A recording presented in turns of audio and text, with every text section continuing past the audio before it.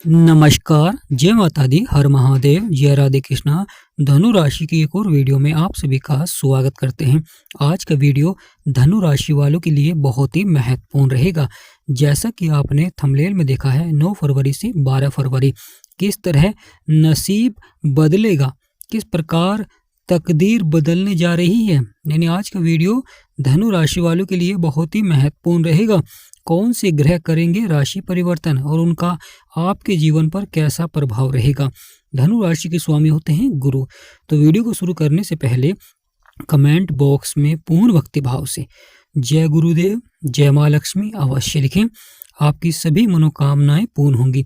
प्रिय धनु राशि वालों, यहाँ पर बड़े से बड़ा परिवर्तन देखने को मिलेगा, क्योंकि सूर्य और मंगल जो कि आपके दूसरे भाव में बैठे हुए हैं। महत्वपूर्ण हो जाता है कि 9 फरवरी से 12 फरवरी गुरुदेव की दृष्टि आपके लगन में ही रहेगी, यानी राशि के स्वामी की दृष्टि आपके लगन में ही रहेगी। तो बहुत ही अच्छा प्रभाव रहता है जब राशि का स्वामी लगन में दृष्टि डालता है। परंतु राशि का स्वामी शत्रु राशि में बैठा हुआ है और लंबे समय से बैठे हुए हैं, तो यहाँ पर महत्वपूर्ण हो जाता है कि कार्यों को सही समय पर पूरा करें, कार्य को सही दिशा में पूरा करने के लिए प्रयास करें। शत्रुओं से सावधान रहें और खान पीन पर आपको अवश्य ही ध्यान देना चाहिए। यानी स्वास्थ्य संबंधी समस्याएं देखने को मिल सकती हैं, तो यहाँ पर खान पीन पर अवश्य ही ध्यान दें। महत्वपूर्ण हो जाता है जब जीवन में ग्रहों का सकारात्मक प्रभाव होता है, तो वहाँ पर तकदीर बदल जाती है, यानी कार्य क्षेत्र में बदलाव होता है। और गुरु की दृष्टि है तो अच्छा प्रभाव रहेगा। गुरुदेव शत्रु राशि में तो बैठे हुए हैं, परंतु जो गुरु की दृष्टि है, सप्तम दृष्टि, बहुत ही लाभकारी मानी जाती है, क्योंकि गुरु ज्ञान के कारक होते हैं। जिस प्रकार जीवन में विद्यार्थी को गुरु की आवश्यकता होती है, उसी प्रकार जीवन में ग्रहों में गुरु का बहुत अधिक महत्व होता है।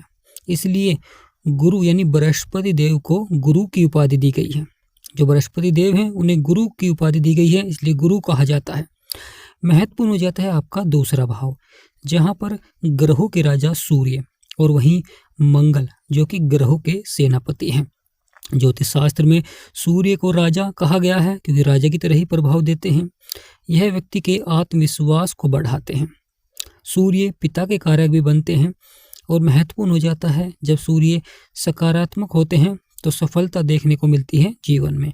परंतु सूर्य दूसरे भाव में बैठे हैं, वह भी शत्रु की राशि में, और सूर्य की सप्तम दृष्टि आपके अष्टम भाव में पड़ रही है। परंतु महत्वपूर्ण रहेगा आने वाले समय में सूर्य राशि परिवर्तन कर आपके तीसरे भाव में जाएंगे। मंगल यहाँ पर अभी आस्त हैं, तो मंगल अपना पूर्ण प्रभाव नहीं दे रहे हैं। महत्वपूर्ण हो जाता है तीसरा भाव, यह भी शनि का ही घर है, क्योंकि शनि 2 राशियों के स्वामी होते हैं, मकर कुंभ, यानी आपके दूसरे भाव के और आपके तीसरे भाव के। तीसरे भाव में राहु बैठे हुए हैं, बुध बैठे हुए हैं, शुक्र बैठे हुए हैं। बहुत ही अच्छा रहता है, क्योंकि यह तीनों ही शनि के मित्र हैं और आपस में भी मित्रता का भाव रखते हैं, तो बहुत ही अच्छा है। राहु जो कि व्यक्ति को चतुर बनाते हैं, चालाक बनाते हैं, यह जीवन में अधिक से अधिक धन कमाने के लिए प्रेरित करते हैं, जिससे कि व्यक्ति शीघ्र ही अधिक से अधिक धन कमाता है। परंतु यहाँ पर महत्वपूर्ण हो जाता है, कभी कभी यह बुरी संगति की ओर आकर्षित करते हैं, बुरे कार्यों की ओर आकर्षित करते हैं। व्यक्ति बुराइयों की ओर बढ़ जाता है धन को कमाने में। कभी कभी व्यक्ति के अंदर अहंकार भी देखने को मिलता है।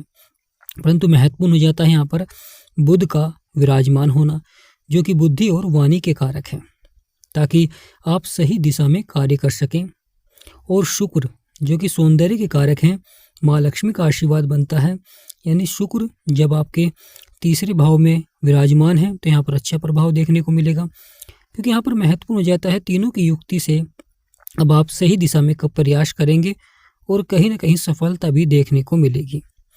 महत्वपूर्ण हो जाता है शनिदेव, जो कि आपके 4th हाउस में है। यह भाव सुखों का भाव होता है, माता का सुख, वाहन सुख, संपत्ति का सुख।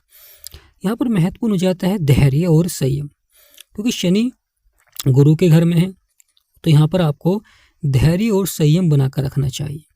यानी अपने आमदनी के अनुसार ही आपको अपने खर्चे करने चाहिए। महत्वपूर्ण हो जाता है जब व्यक्ति आमदनी से अधिक अपने खर्चे बढ़ा लेता है, तो कहीं ना कहीं छोटी सी परेशानी उसे बहुत बड़ी दिखती है।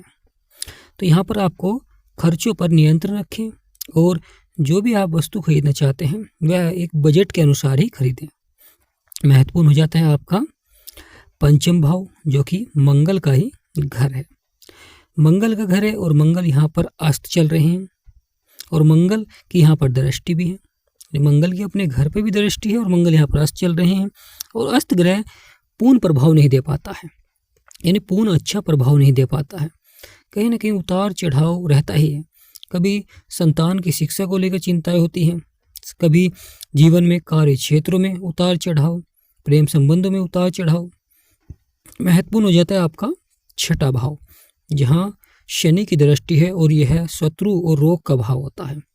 तो शत्रु से अवश्य ही सावधान रहें। यहाँ पर आपको थोड़ा सा धैर्य बनाकर रखें। महत्वपूर्ण हो जाता है आपका सप्तम भाव, जहाँ पर गुरु बैठे हुए हैं। गुरु जो कि ज्ञान के कारक है, जीवन में सफलता के कारक है। और गुरु को 3 दृष्टियां प्राप्त हैं, परंतु गुरु यहाँ पर शत्रु राशि में है। तो गुरु शत्रु राशि में है, इसलिए अधिक अच्छा प्रभाव नहीं दे पा रहे हैं। अगर शत्रु द्वारा परेशानी जीवन में चल रही है, लगातार स्वास्थ्य संबंधी समस्याएं चल रही हैं जीवन में, तो शनि के उपाय करें। अगर कार्य नहीं बन पा रहे हैं, शिक्षा के क्षेत्र में सफलता नहीं मिल पा रही है, करियर के क्षेत्र में सफलता नहीं मिल पा रही है, तो आपको गुरु के उपाय करने चाहिए। यह संतान प्राप्ति के भी कारक बनते हैं गुरु, और वहीं स्त्रियों के लिए है विवाह के कारक भी बनते हैं गुरुदेव। महत्वपूर्ण हो जाता है आपका अष्टम भाव, जहाँ पर 4 नंबर लिख रहा है। यह चंद्रमा का घर होता है। चंद्रमा के घर पर सूर्य की दृष्टि है, मंगल की दृष्टि है, परंतु महत्वपूर्ण हो जाता है कि दोनों ही यहाँ पर शत्रु राशि में हैं। केतु जो कि आपके भाग्य स्थान पर है, यानी प्रिय धनु राशि वाला, 9 फरवरी से 12 फरवरी यह भाग्य स्थान पर सबसे अधिक प्रभाव देखने को मिलेगा, क्योंकि केतु बैठे हुए हैं शत्रु राशि में हैं। परंतु राहु, बुध और शुक्र की यहाँ पर सप्तम दृष्टि रहेगी। वो तीनों ही आपस में, यानी राहु, बुध और शुक्र आपस में मित्र है, परंतु राहु और शुक्र सूर्य को अपना शत्रु मानते हैं। यहाँ पर सूर्य का घर है आपका, जो भाग्य का स्थान है, परंतु बुध यहाँ पर अच्छा प्रभाव देते हैं, परंतु बुध यहाँ पर अस्त चल रहे हैं। इसलिए अगर कार्य क्षेत्र में उतार चढ़ाव चल रहा है, चाहे आपका व्यापार हो, चाहे नौकरी हो, किसी भी क्षेत्र में अगर उतार चढ़ाव चल रहा है, तो आपको उपाय अवश्य ही करने चाहिए। शनि की दृष्टि आपके कर्म क्षेत्र में है, तो कर्मों के अनुसार फल देंगे। जैसा आप कर्म करेंगे उसी अनुसार फल देंगे। तो यहाँ पर महत्वपूर्ण हो जाता है प्रयास अवश्य ही करें।